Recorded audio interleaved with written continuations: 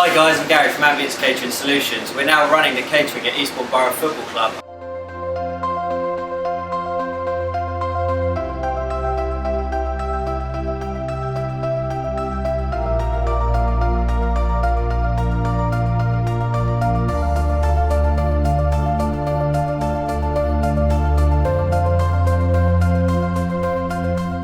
So far on match days I've sampled 2 different sandwiches, both very nice, and also early morning coming down and having a nice English fry up before playing bowls, and it's all excellent quality. If you haven't been down to Quarry Lane yet and tried Gary's food at Ambience, I suggest you get down here. The food's excellent.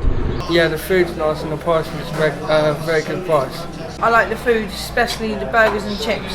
Oh, the food's lovely. The quality is superb. Always beautifully served, presented. Everyone I've spoken to that's had a meal here has said how good it is. My friend had the big breakfast, which is called the Borough Breakfast on Saturday. He's a great big fella, and he had a job eating it. The food was absolutely fantastic. We're